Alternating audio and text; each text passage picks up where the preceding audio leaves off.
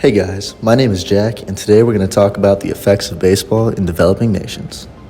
Throughout the years, sports have been used to bring people together through competition and culture. Sports have been dated to over 3,000 years ago, dating back to almost 2500 BCE. I'm going to be focusing on the sport of baseball. Baseball has created a culture for people across the world to become successful at a game that they love and cherish. But as baseball has developed over time, it has had effects on countries worldwide.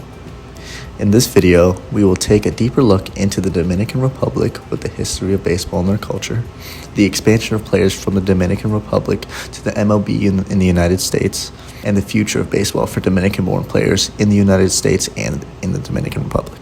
Then we will look at these effects in specific countries and how some of these effects have had positive impacts like global integration, scholarships, and economic growth, and then negative impacts such as the distraction on educational values, commercialization and exploitation, and overall mental health issues for the citizens of developing nations and the country itself.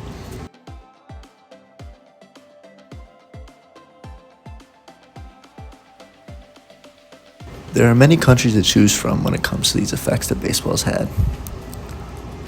Countries from Asia like Japan and North and South Korea, all the way to Cuba, have been affected by the sport of baseball in their own way. Today, we'll be focusing on the Dominican Republic. Baseball was introduced to the people of the Dominican Republic in the 1870s, but became popular in the Dominican Republic in the early 1900s. Since a lot of people who played baseball in the Dominican Republic worked on sugar plantations, they were able to find open areas around these fields that they worked in. Over time, the workers would be placed onto company teams. Most of these company teams were sponsored by sugar enterprises, but some were rum and fruit enterprises as well. Soon after this, the First World War impacted the Dominican Republic, causing the deployment of U.S. Marines being sent to the Dominican Republic to protect the President of the Dominican Republic, Juan Jimenez. These Marines were already familiar with the game of baseball, and in their free time, just like the plantation workers, they would spend their time playing baseball against the plantation workers. Even long after the war was over, the Marines stayed until 1924 because of how much they enjoyed playing against the people of the Dominican Republic and the passion that they played with. With that being said, the Dominican Professional Baseball League, otherwise known as the DPBL, was created at the same time. This league was filled with raw and natural talent, but these athletes never got the scouting that they needed to be able to make it to the MLB. All this changed in 1956 when Ozzie Virgil became the first Dominican-born player to make it to the MLB.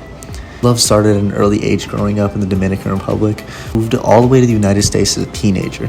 Even though he moved to the United States, his dream of playing baseball was still the same. Ozzie Virgil broke the barrier for other Latino-born players who had dreams of making it to the MLB.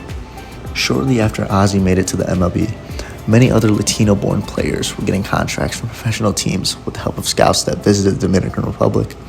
And for the Dominican men, baseball wasn't the only motivation for them to make it to the United States, but also to escape poverty and violence that fills the Dominican Republic. As time moved forward, the population of players from the Dominican Republic and any other Latino-born players kept rising. In today's game, almost 30% of the current MLB players are from the Dominican Republic or another Latino country. Compared to the 50s and 60s, this is a substantial growth, and scouts have even directed most of their main looks toward people in the Dominican Republic and other countries. With a new rule that was highly advocated for in the MLB, every team is now required to go scouting outside the United States to look for talent in other countries. This is because baseball isn't just a sport that only Americans play anymore. Right now, baseball is the most diverse it has ever been.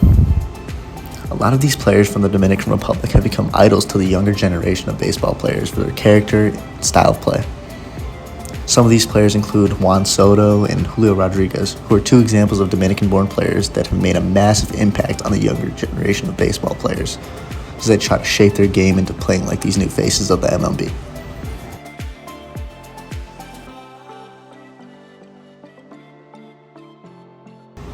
The Dominican Republic has been one of the many developing nations that have gone through changes from the effects of baseball. And with that, other countries have gone through similar effects. Promoting culture in developing nations has various benefits that provide positive activity for the sport and communities involved. One of these various benefits is global integration and exposure. In Japan, the NPB is a major league that is very similar to the MLB with the idea of two separate leagues. These leagues include the Central and the Pacific League. In this league, we've seen players that have moved from the NPB to the MLB, players including Ichiro Suzuki and Shohei Ohtani. Like the Dominican Republic, this has caused more and more players to move from Japan to the United States to play in the MLB. This helps both Japan and the United States because there's a wider range of viewers that are now watching the MLB and the NPB.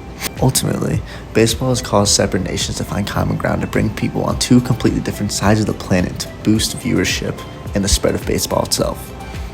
With the rich history that baseball has, promoting baseball in other nations would help integrate these nations into the global sports community. Not only will it help the community, but it will also help the talented athletes from these nations who aren't getting the same scouting as athletes in the United States. This exposure to the athletes that are under the radar can secure scholarships with schools or even contracts with professional teams. This opens doors to education and career opportunities that wouldn't have been available. Another benefit to the developing nations would be educational purposes for the children that grow up in developing nations. Since schools are central in promoting sports, encouraging baseball culture can enhance school engagement and attendance. With that, young student athletes will be motivated to play baseball and maintain good grades to keep pursuing baseball. This will also teach them skills like cooperation, discipline, and strategy. By promoting this, these skills can be instilled into young athletes that will prove to be important in their later stages of life. This can be done by building sports facilities for players all the way to selling pieces of equipment and merchandise for fans. Doing this creates jobs for the citizens of the developing nations when it can be hard for them to succeed as a worker.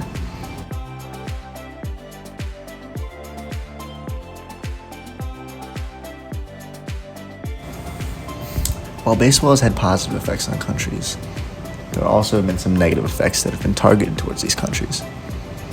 Some of these negative effects include a distraction from education for players in these countries, commercialization and exploitation of players, and overall mental health issues for athletes. When it comes to athletes and general players in the United States, the term student athlete is introduced to them. All young student athletes are taught from when they first start playing sports that school is always first before they pursue other activities because of the values that American families have. In other countries, this isn't the case. In the Dominican Republic, baseball players on average spend 12 hours a week in school, compared to the United States, where all students and players spend on average 30 hours a week. With only a small percentage of these players having a future in baseball, their education levels are so much lower compared to the average player in the United States. So most of these foreign players in developing countries aren't getting the right education to be successful in life if baseball doesn't work out. While pursuing a career in sports is a valid aspiration, a well-rounded education is ultimately more important than anything for the future of a young human being. In recent history, it has been an ongoing issue for all athletes around the world who are being exploited for their contributions to their respective organizations. But in baseball, most players in other countries are constantly being exploited for their skills in the lower professional levels of the MLB. In 2014, a Latino-born player, Wieder Jimenez, spoke about his salary while playing for the Philadelphia Phillies in the minor leagues. He filed a lawsuit against the MLB regarding the minimum salary of players in the minor leagues. To understand the inequality of the minor leagues, we must look at the amount of people playing in the minor leagues. According to NBC News, there are about 7,000 players on the payroll of Major League Baseball teams, most of them in the minor leagues. The minimum in-season monthly salary for a major leaguer is $84,000, compared to the minimum in the season salary of a minor leaguer is only $1,000. Potentially, baseball players could be making as low as $13,200 a year, which is almost $20,000 less than the average salary in the United States. Most of these players sign into these contracts while they're teenagers, so they don't see that they're signing unfavorable contracts or that they're subjected to exploitation by corrupt agents. This shows that athletes who come from developing nations are easily taken advantage of by the higher organizations with a lot of power. Everyone knows that there are physical risks when playing a sport, but there are also psychological risks that are just as important to the physical risks when playing.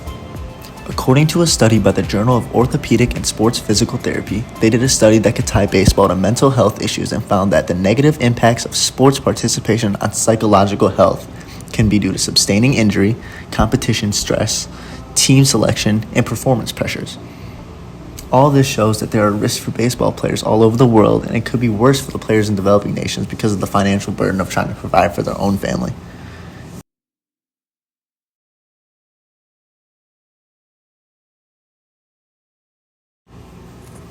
As you can see, there are many ways that the game of baseball has affected developing nations and their citizens.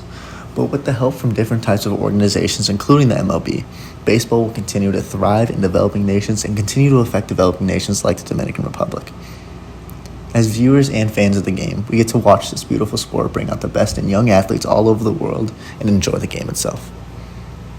Again, my name is Jack Vivarka, and thank you for tuning in.